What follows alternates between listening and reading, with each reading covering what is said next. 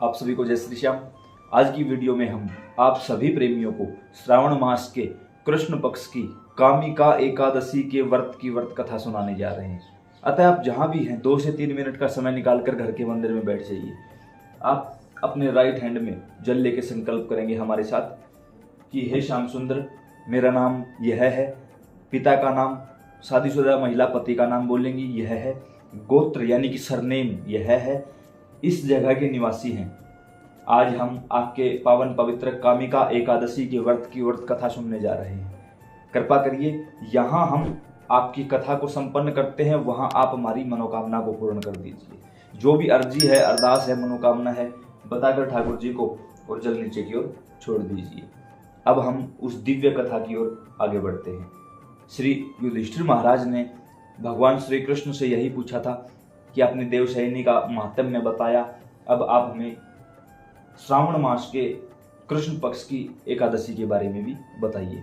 ऐसे में श्री नारायण ने कहा कि एक समय में एक क्षत्रिय रहता था तो भगवान का भक्त। श्री नारायण भगवान की सेवा करता था, पूजा किया करता था, लेकिन कहीं ना कहीं उसके अंदर बलाधिक्य था, यानी उसके अंदर जो बल था वो ज्यादा था और इसके कारण उसको उसका अभिमान था कि मेरे अंदर बलाधिक्य अधिक है, मैं किसी से डरता नहीं हूं।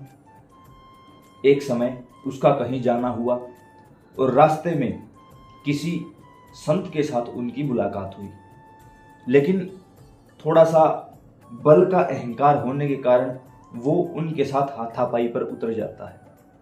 करते करते उनके प्रहार को वो संत सहन नहीं कर पाए और तुरंत ही अपने प्राणों का त्याग कर गए। अब वो समझ पाता कि ये हो क्या रहा है, तब तक आसपास सारे गांव में इस बात की चर्चा हो चुकी थी। पूरा गांव एकत्रित हुआ, उसने सभी से माफी मांगी। तो अन्य जो संत वहां पधारे हुए थे उन्होंने कहा कि माफी मांगने से क्या होता है। तो उसने कहा कि मैं इनकी अंतिम क्रिया अपने हाथों से करना चाहता हूं।